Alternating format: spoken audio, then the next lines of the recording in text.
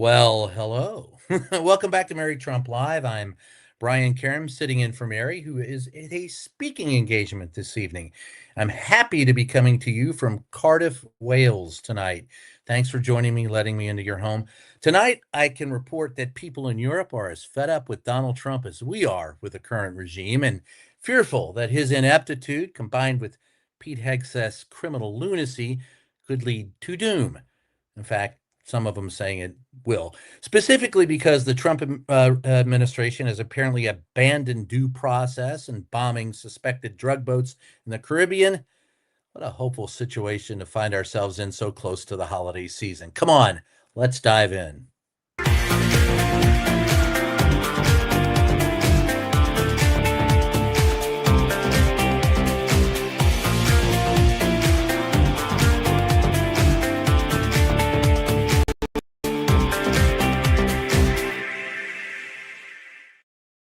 Well, like I said today, Donald Trump hosted leaders from Congo and Rwanda to sign a U.S. brokered peace deal. The deal aims to ease the long running conflict in eastern Congo. More importantly, it opens up valuable mineral reserves in the region to the U.S. government, more importantly, to American companies. At the signing, Trump said, quote, "It's a great day for Africa, a great day for the world. Today, we're succeeding where so many others have failed." But while Donald again boasted about his peacemaking skills, fighting continued between Congolese forces and Rwanda-backed rebels. In fact, the war is far from over. CNN's Inside Politics dug deeper into this so-called peace deal. You can watch that here. Tyler, I just want to reiterate what he just said. They're signing a peace deal for a war that is still going on.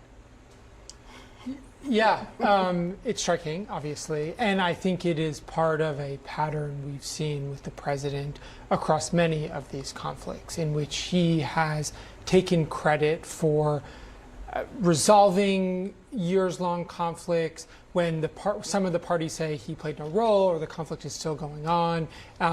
And this is, as you said at the top, part of a clear public campaign for the president to win a Nobel Peace Prize. And this event today at the newly renamed Donald J. Trump U.S. Institute for Peace is part of a branding and messaging effort by the president and his aides and allies to portray this sense of Donald Trump the peacemaker. He said it in his inaugural address, and he's made it a focus of his second term. But I think one of the challenges for his Nobel Peace Prize campaign is what Larry just laid out, is that the facts on the ground may not always match the rhetoric from the president or this White House. Yeah, it never does. Look, this is part of what we always have said about Donald Trump.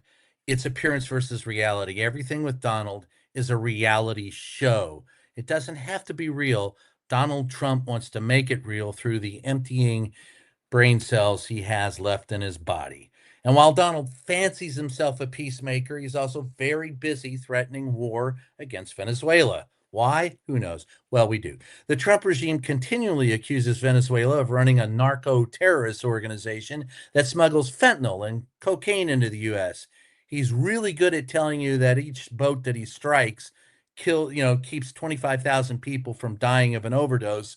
So with all the people that he's killed, he's claimed that he's saved more people than have died of overdoses in a year, but that's another story. He has carried out more than 20 strikes on boats that he claims are running drugs. However, the administration has shown no proof that these boats or the individuals in those boats are indeed drug traffickers. This week, reporters asked Donald about the September 2nd attacks on a boat in the Caribbean, where a second strike was required, or said was required, to kill two survivors. Here's what he said. You released video of that first boat strike on September 2nd, but not the second video. Well. Will you release video of that strike so that the American people can see for themselves? I don't know what they have, but whatever they have, which Maduro of, quote, emptying his prisons and insane asylums into the U.S. The reality, as the BBC reports, nearly 8 million Venezuelans have fled Maduro's years-long abuse of power. Most have escaped to Latin American countries, while hundreds of thousands have come to the U.S.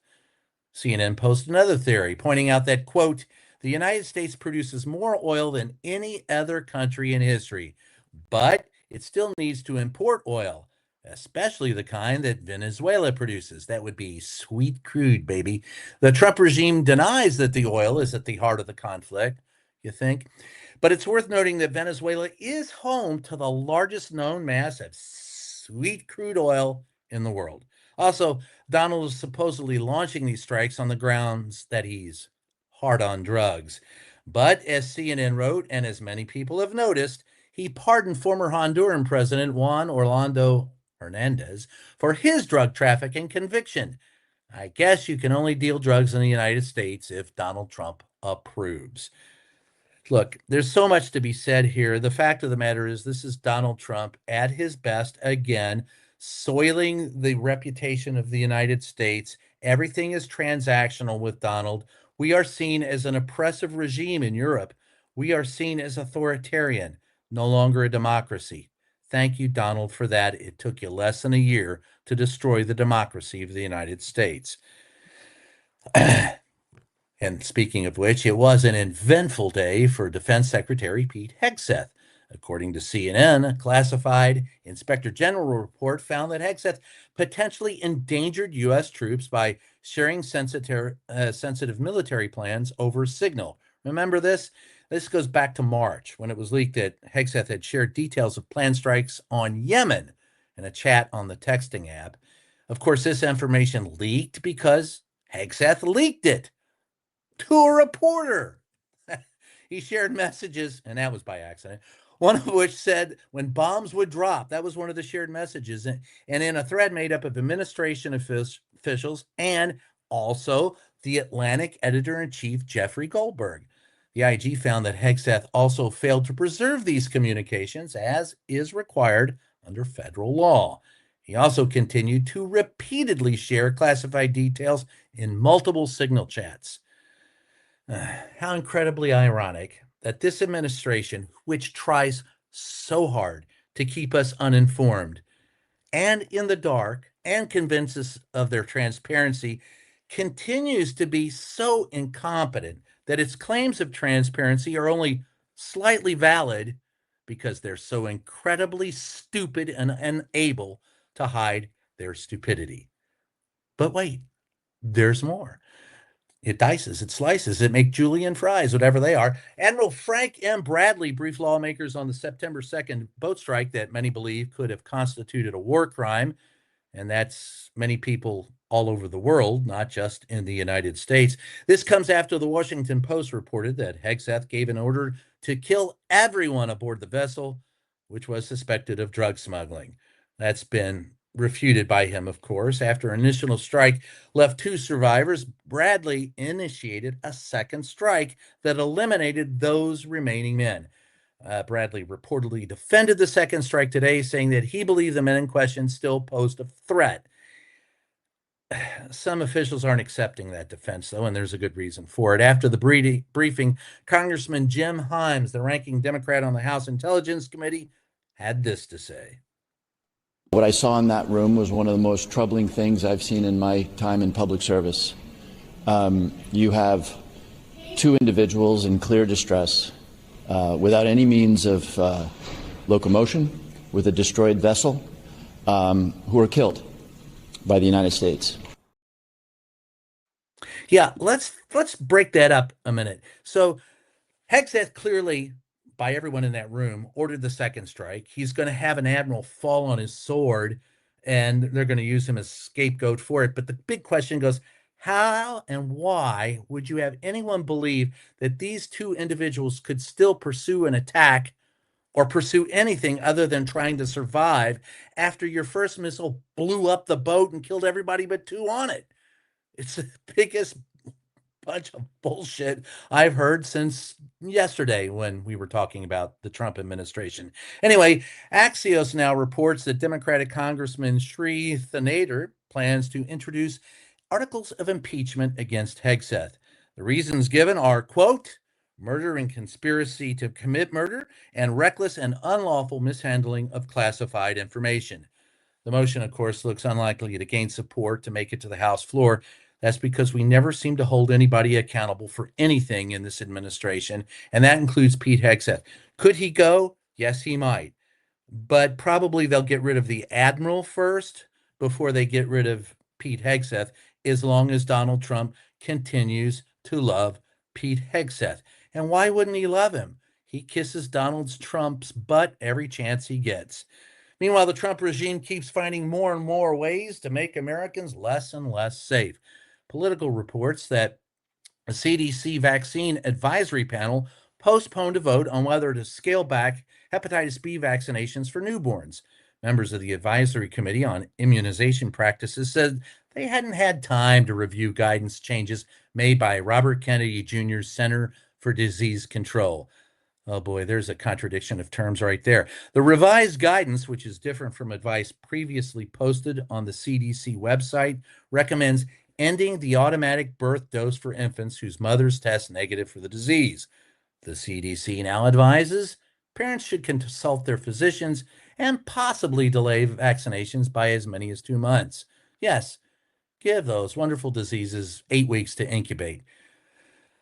You know, this is just, and we're in the upside down, folks. If you've seen Stranger Things, we're not in the world that I was born in, where science ruled. Science is not magic, and RFK Jr. seems to believe that it is, and I blame that on the worm that's probably still in his brain. Anyway, remember when Donald demolished part of the White House? That's right. He tore down the East Wing because he wanted to make way for construction for the new White House ballroom. Well, that saga also continues. Late this afternoon, it was reported that Donald hired a new architectural firm, Shalom Baranis Associates, to spearhead the ballroom. This comes after tensions with the original architect, James McCreary. While some regime officials insist McCreary was not fired and will remain a consultant, others point to disagreement over the project's size and design. The scope is expanded from a $200 million, 90,000 square foot structure for 650 guests into a redesigned ballroom expected to cost upwards of 300 million. Some say as much as 350 million. Yeah, I feel like I'm in an auction. Do I hear 400? How about 5, 6? How about $1 billion? Come on, get Elon Musk in it. Anyway, and even seat more guests.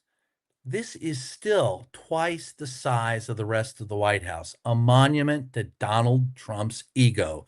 That's all it is. Will it ever be built? I don't know, but we don't have the East Wing anymore. And I would look on eBay in the next few years to see how many administration officials are selling off history to make some money. Anyway, with that said, it's time for the emotional support moment. Before we go, just something a little lighter. This is Tim.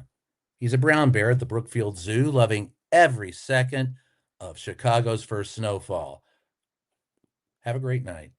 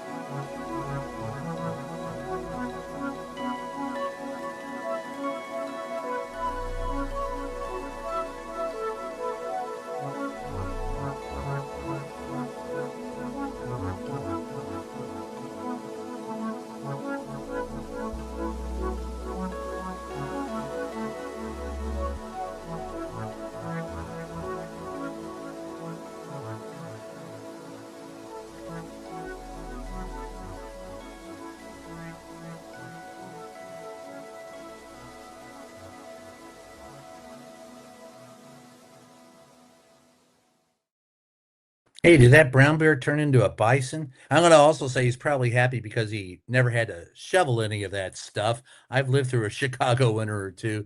I'm never that happy when I have to shovel this stuff, but I did like the happiness. It's good. Happy holidays. Merry Christmas, everybody. I'm ready for your questions. Whatever you got, Lexi, cue them up. Let's go to it. Midas Cheryl. Hi, Midas Cheryl. Gifted one Mary Trump media membership. Thank you, Midas Cheryl. From Europe, I am. Hey, Brian, glad to see you today. Thanks, Midas. Cheryl, it's good to see you too, and thanks for the $2. It's always a pleasure to see you guys. You all are really a great audience. It's always fun to talk with you afterwards. Mighty Cheryl, I heard another federal grand jury refused to indict Tish James. Watch out for flying ketchup at the White House. Coming up next on America's Most Wanted, John Walsh will personally choke the living shit out of a convicted felon. Oh, wait a minute, it's Donnie. We'll be right back after this. Yeah, I'm waiting for it too. He's not happy with the courts because he doesn't get his way every time something happens in a court of law, and he desperately wants to. So yeah, he's probably not too happy. Thanks, Midas, Cheryl. Question, Brian, you should be on Saturday Night Live and imitating Durham. All the best people say, I know exactly what I'm doing. Stay tuned. After a while, it gets to you because you have to stand 6 feet away from the guy and you can't escape him. During his first administration, he would talk incessantly while standing up and pointing at you and telling you to sit down, even though you already were sitting down. And he continues to speak today, but if you'll notice, he's more listless these days. He's more tired and he doesn't stand up as much. Watch him. There's some real clues here. Watch him in the Oval Office. He's usually sitting down. What I've said before, and you all can't see it because you don't go to the White House, and we don't report on it.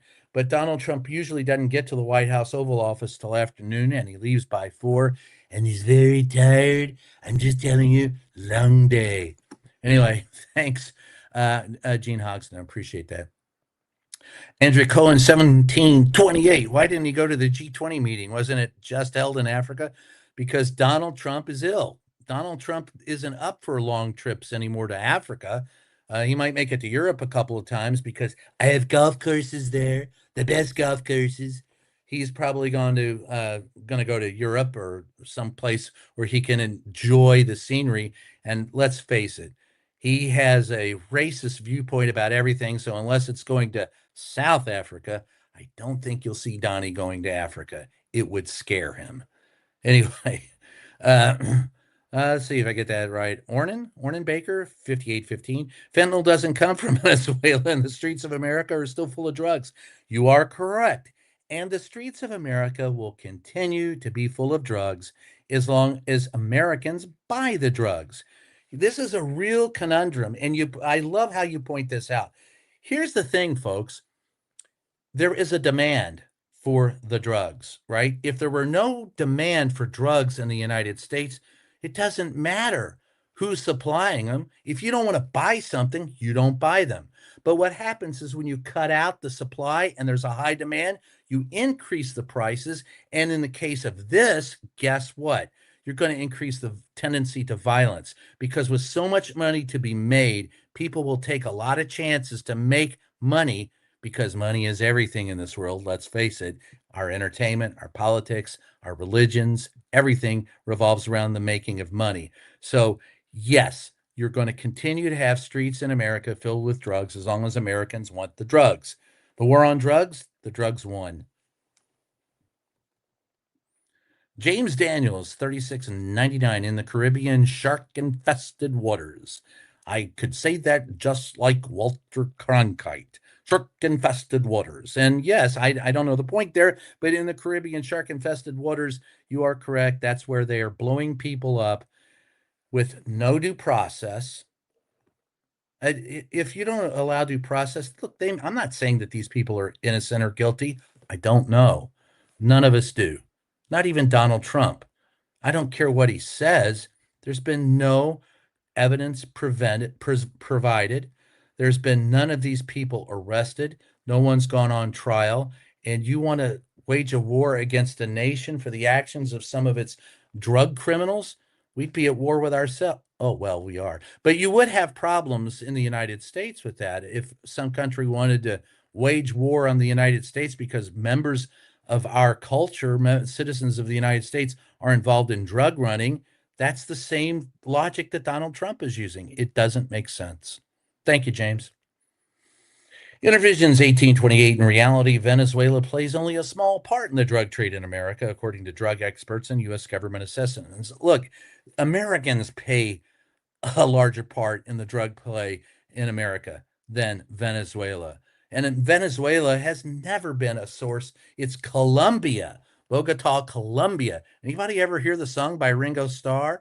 No, no, no, no, I don't. No more. I'm tired of waking up on the floor. Well, all right, take you back a few years, but she just ran, it's Bogota, Colombia that is been the heart. I was in Bogota for America's Most Wanted probably 20 years ago, and if you wanted, you could buy cocaine there for $5 a gram. And that tells you, not that I did, mind you, I was looking for people who did, but nonetheless, it's Bogota that has most of the cocaine that we buy, not Venezuela. And forget marijuana, you can buy that from, most of it's legal here now, and you can get a lot of it from Eastern Kentucky. Thanks, Intervisions. I can't afford to send cards again this year. Brigade 45, I'm right there with you. And no one, well, talking about being affordable, living in the United States isn't very affordable. And I still have members of this administration telling me that eggs are 800% cheaper than they were this time last year. And I have a problem with that math. Not only can I not send cards, I can't buy eggs. 800% cheaper. No one's paying me to pick up eggs from the grocery store. So nothing that this administration says is true. Thank you, Brigid. Elizabeth Rowe, 5960. Thank you for the $10. Question. If you know and think it appropriate, please tell us something about the two reporters Trump insulted. Award stories, broken stuff they might have rather have in their obituaries than Piggy. Well, I can tell you there are more than two reporters that Trump has insulted. We can go back to the first administration. He insulted April Ryan, made a very racist comment about her, insulted Jim Acosta, took his press pass, insulted Peter Alexander, saying he was fake news and a pig, as was Jim Acosta. Often told me to sit down and shut up, and insulted me, although he never, like I said, never called me by name. He always called me Playboy. What do you got? He has insulted John Carl from ABC, insulted Reuters, both reporters, Jeff Mason, and who else is there? Anyway, at Reuters. He has insulted the three that he's insulted, Mary Bruce, I believe, this administration from ABC, and the other two reporters. They are all women. And I'm pissed off because no one, and this is, if I were there, I, at one point in time during the first administration, told him to have respect. I told his first press secretary to have respect. I said, look, you have an option with us. You can either not read us or turn the channel, but we're here and we can't do anything about you. You're there for 4 years, so treat us with some respect. I am really upset with the way the press corps has not stood up for itself. And these reporters, above everything else, they are solid reporters asking solid questions. And if they would rather have something in their obituaries than Piggy, I will say that the thing that should be in all of theirs obituary is when no one else stood up, they did. Gene Hogston, question, when does Hegseth get to wear the orange jumpsuit? That's a good question. I maintain that there are many people in the White House administration right now who probably will end up in jumpsuits. It's not going to be Donnie. But, like the Nixon administration, Secretary of State, the Attorney General, all these people are susceptible, particularly Pam Bondage. I believe that she's definitely due to wear orange. Stephen Miller is definitely due to wear orange. I look at Hegseth, and you all correct me on this if you feel otherwise, but I look at this administration, if you've ever seen the movie Animal House, they remind me of the Omega House with Donald Trump as Dean Vernon Wormer and Hegseth as Douglas Niedermeyer. I could picture Hegseth with a carrot in his mouth kissing a horse quicker than anybody. Of course, Babs, the sycophant cheerleader, would definitely be Caroline Leavitt. But I suspect he will be out of the administration soon. Whether or not he ends up in an orange jumpsuit, I believe that's a distinct possibility as well. Thanks, Gene. Brian, this is Susan Thompson, 5142, and $10. Thank you, Susan. Brian, the admirals seem to take the fall for Hegseth. Did you get that impression? If so, thoughts as to why he would do that? yes, he took the fall. I don't think he advertently, I think he inadvertently took the fall. I think it's pretty obvious that they did strike the boat a second time, despite saying that the boat wasn't struck a second time or the second strike wasn't ordered and somehow it happened. And why did he do that? I think you find that the military will fall on their own sword. They will do what they believe is the honorable thing. But there are many people, and this is why I like some of the pushback that we're getting now from the Democrats saying it's okay not to follow an illegal order. Imagine if you're being told not to break a law, someone like Pete Hegseth and Donald Trump are calling you traitors for not breaking the law. Only criminals do that. This is, yeah, I mean, that's the very definition of a criminal, breaking the law, and them encouraging you to break the law and telling you you're a traitor if you don't is just twisted. I mean, these people could swallow what's the saying? Swallow a nail and shit out a corkscrew. That's just ridiculous. Andrea Cohen, 1728. What kind of threat are two people clinging to the boat to stay alive? I'll tell you exactly what kind of threat they are. The kind that would talk. And at some point in time, that's the threat against the administration. But more importantly, you've got soy boys, I mean, beta males, I mean, basically the worst type of male on the planet, having to exert his authority to prove that he's a man. That's all this is. This is just machismo gone wild. And it's, that kind of toxic, and I hate the term toxic masculinity, but this is it, folks. If there ever was an accurate description of what you've got with Pete Hegseth, with all the tattoos and the makeup mirror in his office and not doing anything but being a loudmouth with a cleft chin on Fox News, this is it. The threat is to his masculinity and his manhood. And he probably puffed himself up to all his friends and all his family, as I know Pete Hegseth does, whenever he gets a chance to brag about killing people. And the idea, the thing that's so frustrating about this is when he got out and said, listen, the reporters don't understand the fog of war, and they made up all these facts in their air-conditioned offices at the Washington Post. Well, folks, here are a few facts that really bring this to light. Pete Hegseth, he doesn't know anything about the fog of war. He's never been in battle. And this isn't the fog of war. Nobody was fighting back. We fired a couple of missiles at a boat. So there's no fog, there's no war. And by the way, and most importantly, Mr. Hegseth, you idiot, you made this decision from the air-conditioned comfort of either the Situation Room at the White House or at the Pentagon. So you're full of shit. I feel better for saying that. What you got? Thank you, Carol. Anything? What else you got there? Donald has killed America. Well, I hope not. But Bear Carol Thompson, 2,200. Yes, there is the fear that he has killed it. I have hope still, and there are certain things that give me hope, and that is the fact that I think more and more people are seeing how desperate he's becoming, and I think he's slipping before our eyes. I don't know if he survives another year. And it's either the 25th Amendment or he'll just, go headfirst into his post toasties at breakfast and drown in his milk. But I think that America has been through worse.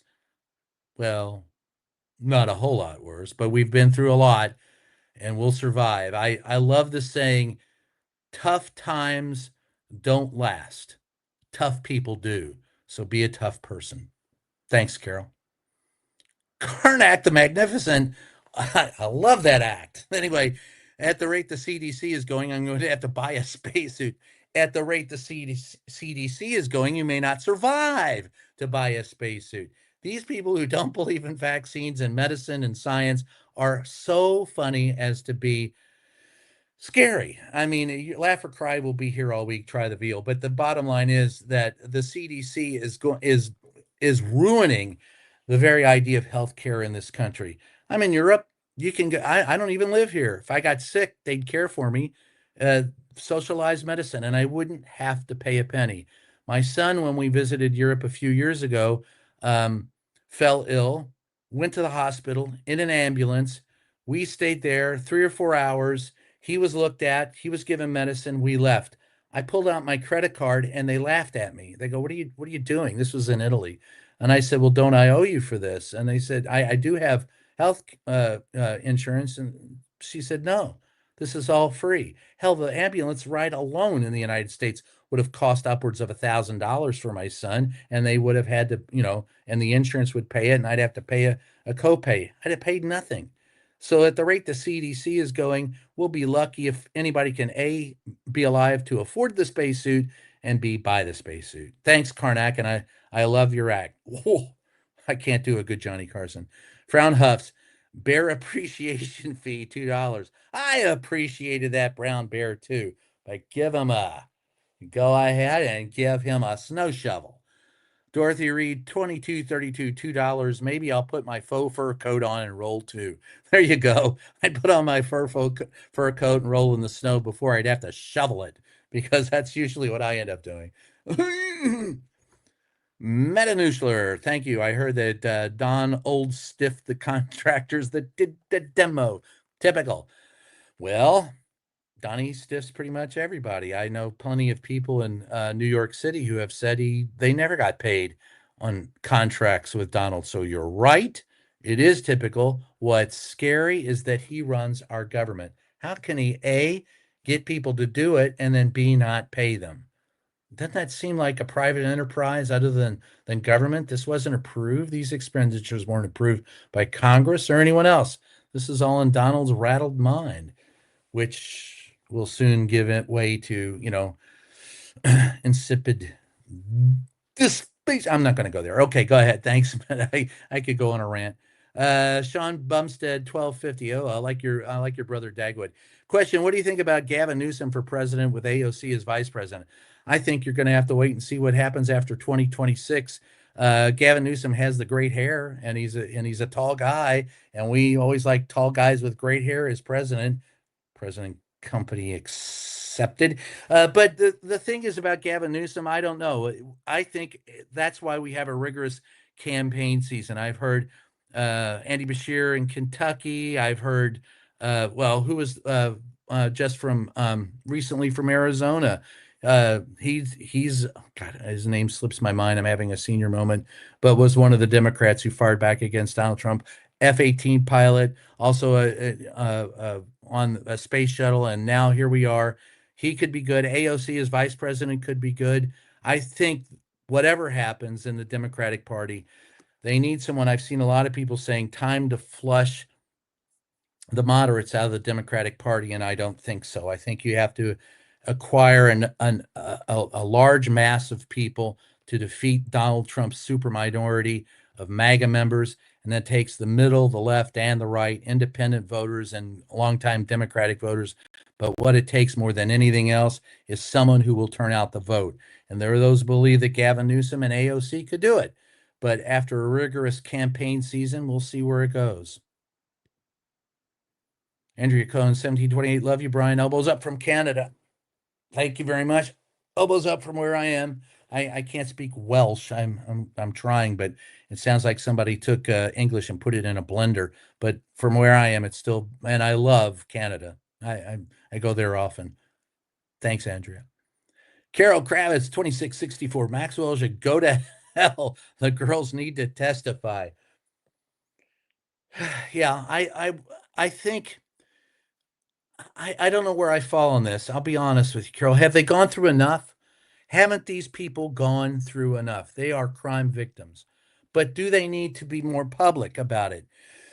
Well, the press needs to do a better job on reporting what actually went down and what's already been out there. Some of these victims have been speaking for quite a while, and we seem to be ignoring them. I think it's, while putting them in court is ideal for society, is it ideal for them? There has to be a compromise or a way to do it so that the victims aren't victimized. And look, and if they feel, I've interviewed crime victims, and a lot of them will tell you, especially the ones I hate, the ones that are hardest to interview for me are the crime victims that are parents of dead kids.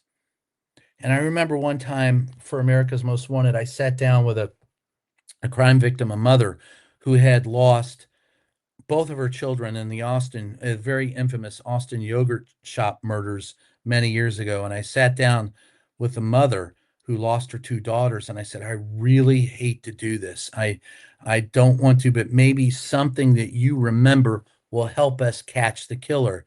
And she looked at me and she said, no, I want to do this. I want to do this for my children. I'm very cognizant of the crime victims. And if the girls want to testify and feel compelled to testify, then yes, they should testify. If they feel they will be hurt more and the PTSD that they suffer would work, they would testify. I would say in those cases, don't. In those cases, there are recordings and evidence already out there that we in the press should dig up and talk about. But this is a very difficult subject matter, which is why it's very difficult to prosecute them. And the people who perpetrate these crimes know that. I have never interviewed the worst people I've ever interviewed, and I've interviewed a lot of criminals and murderers, people on death row, but the worst ones to interview, the most conniving, the evilest, are the pedophiles who will do anything to get to young children, young girls, young boys, and molest them and turn them into let's just slaves. They do that to young kids. And so when you hear what angers me in the press is when we talk about underage workers, right? These weren't underage workers, these were children. They were minors. And we need to understand and appreciate what these people have gone through. This is my rant from years working at America's Most Wanted. If you're going to cover crime, make sure the victims are respected, because they didn't ask for any of this and they go through all of it. But thank you, Carol. I appreciate that. What else we got? Putin is delusional. Ukraine is resolutely defiant. Yes, Cecil, you are absolutely correct. Putin is delusional. Ukraine is resolutely defiant. And by the way, I was there during the start of that war. I said, there were their posters at their metro stops advertising burying Russians under the soil. They make fun of Putin by naming a beer after him. They go at, there is no way that Putin could conquer Ukraine. He might not even be able to level it, but he damn sure can't conquer it. Those people don't want to go gentle into that good night, and they won't. And the threat of war against NATO by Putin is laughable, because if he can't defeat Ukraine, how's he going to defeat all the united armies of Europe? The scariest part about all this is that bugaboo, nuclear war. And Putin is crazy enough, I think, and suspect that if he felt threatened, or if he in any way felt his regime would fall, he'd resort to the weapons of mass destruction. Thank you, Cecil. Rhiannon 1261 had to laugh today on Twitter. Stephen Miller, what a boy, posted a help wanted ad for lawyers to join the DOJ since more than 5,000 have quit so they don't lose their law licenses. Idiot. Well, I don't disagree. Stephen Miller is an idiot, and this tells you what kind of people they're going to get if the people of quality are leaving. And by the way, the DOJ, I know plenty of people who worked in justice over the years, some of my friends and some of my best sources. It is decimated. The morale is low. Ability to solve cases and even prosecute cases lower, and it is a mess. So I would laugh at anything Stephen Miller does, except for the fact that I get burned just thinking about him. I get angry about his stupidity. But thank you, Rhiannon. Mission 100. They also remind me of the snobs in Caddyshack. Yeah, but at least the snobs in Caddyshack could play golf. Donald Trump, not so much. I've heard and seen that guy, and what he has his poor caddies do so he can get on the green is pretty bad. I'll put it this way. At some point in time, I don't know when, I just have this vision in my mind of Donald Trump shanking one into the rough off the tee, bouncing off a tree, and as the ball hits the ground, his heart gives out and he hits the ground. The percentages are pretty good. He spends he spent what, a third of his time in the White House so far on the back nine at Mar-a-Lago or on another golf course. So if he's going to expire during this administration, it could be it could be when he shanks one off the ninth tee into the woods. But there you go. Andy Freeman, 4086. The Trump administration looks and sounds more like a mafia organization. No, I've covered mafia organizations, and they're not nearly as stupid as Donald. Donald Trump is a cartoon mafia organization. Well, look, I'll put it to you this way. What Donald Trump is, and this is from a friend of mine at the that I spoke to recently. He said, in Europe, like this, Donald, a former real estate developer, is squaring off against the former lieutenant in the Russian KGB who personally executed people. Who do you think wins? Donald Trump cosplays everything. Donald Trump has no experience. He would love to be a mafia. He's the gang that wouldn't shoot straight. Thank you, Andy. A couple of more, and we'll let you guys go. Susan Thompson and fee for half trying to play his guitar for $5. I'd love to. Unfortunately, I'm on the road in a hotel, but next time here, I'll happily play you "Dead Flowers" by the Rolling Stones. The middle of nowhere, $10. Musk is building a tunnel in Nashville, and he's stiffed the workers too. No matter how much they have, it's never enough. That's the thing you also get when you go to Europe and get out from under the balloon or the umbrella of the United States. You see how much people are disappointed in the United States, angry at Elon Musk and other oligarchs, and believe that we have fallen prey to the richest. This is the new Gilded Age, and they're afraid that we may not survive this one. And I have hope that we do. It's the time of the season of eternal hope, so I'm going to hope that we do. But yes, I don't know why Musk would build a tunnel in Nashville. I've been to Nashville. I love the music, but not so much Elon Tusk. Thanks, middle of nowhere, and thanks for the $10. Last question coming up. We got one, or if there's more paid, I'll stick around for that. M. Ramsney, $11. A victim is a victim, full stop. However, we all know the cause. Someone ranting from the White House. Well, it's not just someone ranting from the White House. It's someone that's been intrinsically involved in the trafficking of women that bothers, or girls that bothers most of us. Donald Trump does is cry victim. Have you ever noticed it's always somebody else's fault? Donald never accepts responsibility for anything that he does. He blames the Democrats. He blames other Republicans. Now he's blaming, Marjorie Taylor Greene. And folks, I'll have you look at, she's a weather vane. I mentioned Marjorie Taylor Greene, who had cried victim herself many times and says she's now going to quit doing that. But she, in her resignation, there was one sentence that you need to pay attention to. And if you're not in QAnon, you wouldn't understand the significance of that statement. But she said, there is no master plan. There is no four-dimensional chess. Those are Q words to the QAnon members who believe that Donald Trump is using four-dimensional chess and has a grand master plan. She told them from inside the tent, in no uncertain terms, that the emperor has no clothes. Now, I don't know how else to take anything else that Marjorie Taylor Greene said, and only time will tell what she actually does. There are those that believe she's the future of the MAGA movement. She may well be. But as far as Donald Trump goes, she is the weather vane, and she told everyone the emperor has no clothes, signifying probably the most important breach between Donald Trump and his followers, except for the Six Flags Over Jesus people who continue to believe that he walks on water.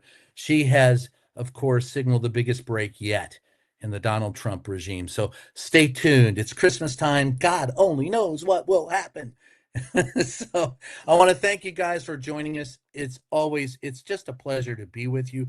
I wish you and your families a very happy holiday season. Me, I was raised Catholic, so I'm going to say Merry Christmas. I mean, no offense to anyone.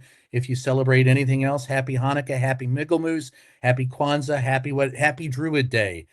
And in that case, don't kill a Christmas tree. The Druids will get upset. But I'm just going to say, have a happy holiday season to everybody. Merry Christmas. I love you all.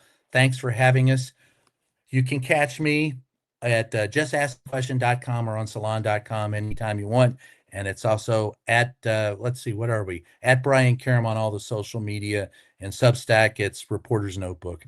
I want to thank you for joining us. I want to thank Mary for having me here, allowing me to be here with you all again. I love you all. Thank you so much. Catch you next time.